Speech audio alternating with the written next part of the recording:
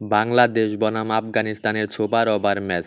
Bowler হিসাবে আসছে Mustafizur Rahman, batter হিসাবে ব্যাট করতে আসছে রহমতুল্লাহ গুরবাজ এবং সাদেকুল্লাহ আতেল। প্রথম বল, ওয়াও, অসাধারণ ফিল্ডিং, একদম পারফেক্ট ফিল্ডিং।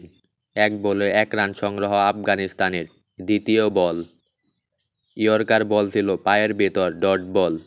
মুস্তাফিজ একজন বিশ্বমানের বোলার এবং ব্যাটারও ভালো, আফগানিস্তানের ব্যাটারদেরও ছোট করে দেখা উচিত নয়। 3 বলে 2 রান সংগ্রহ আফগানিস্তানের।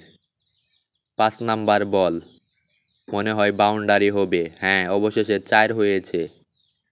একদম পারফেক্ট শট, অসাধারণ ক্লাসিক শট। নেক্সট বল, সুপার ওভারের লাস্ট বল, হেলিকপ্টার শট, ওয়াও।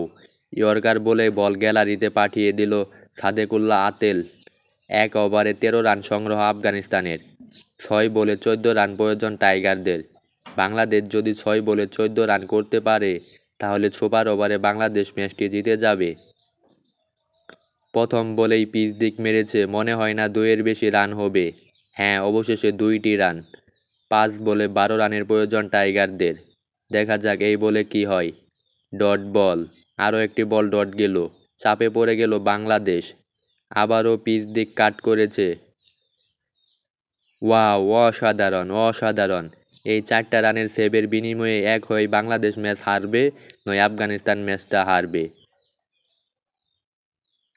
এলবিডব্লিউর ফাঁদে পারভেজ হোসাইন ইমন নট আউট। ছক্কা, অন্য কোনো বাউন্ডারি মারতে পারছে না বাংলাদেশি ব্যাটাররা। 2 বলে 7 রানের প্রয়োজন, মনে হয় না বাংলাদেশ ম্যাচটি জিততে পারবে।